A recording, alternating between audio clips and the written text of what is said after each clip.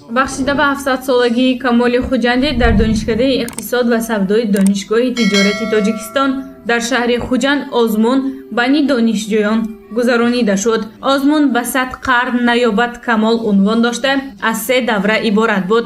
Он мебоист аз моҳи август то моҳи декабр идома кунад. Давраи аввали озмун дар сатҳи кафедраҳои Донишкада моҳи сентябр гузаронида шуд. Давраи дуввум дар сатҳи факултетҳо моҳи октябр баргузор шуда буд ва давраи сеюм дар сатҳи Донишкада то моҳи декабр бояд гузаронида мешуд. Аммо рӯзи гузашта давраи сеюми озмуни Камолхонӣ дар сатҳи Донишкада ҷамъбаст гардид.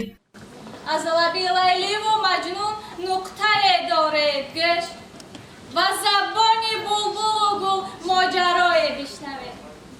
ҷониби майхона махмурони ҷоми ишқро мезанад ҳар хун ба зери лаб салое бишнавед. дар озмуни Камолхонӣ 10 нафар донишҷӯёне ки ба даври ҷамъбастии озмунро хат гирифта буданд, байни ҳам маҳорати сухандониву шеърхонии худро санҷиданд. ҳамчунин дар чорабинӣ намояндагон аз муассисаи давлатии марказии илмии Камоли Хуҷандӣ, мақомоти иҷроии ҳокимияти давлатии вилояти Суғд, шаҳри Хуҷанд ва раисати кор бо ҷавонон ва варзиши вилоят ширкат варзиданд. Камоли Хуҷандӣ шоиди ширинкаломи форсу тоҷик буда, асоси эҷодиёти ӯро ғазалиёт ташкил медиҳад.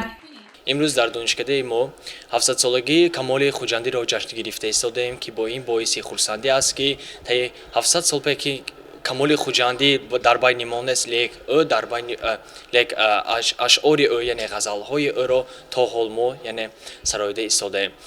имрӯз дар ҳама ҷо қаламрави яъне Тоҷикистон яъне 700-солагии Камоли Хуҷандиро ҷашн гирифта истоданд.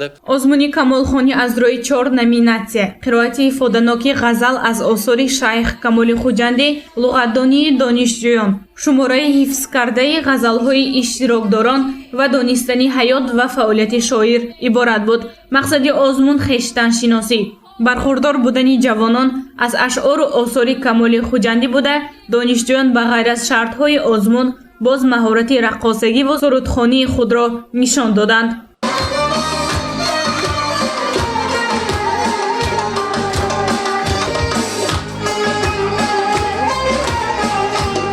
ҳамчунин ҳадафи асосии озмуни Камолхонӣ байни донишҷӯён баланд бардоштани қобилияти эҷодӣ, дарёфти истеъдодҳои суханвариву сухандонӣ, арҷ гузоштан ба арзишҳои милливу фарҳангӣ, такмили захираи луғавӣ, посдоштани хотираҳои нек ва гиромидошти мероси адабии шайх Камоли Хуҷандӣ мебошад.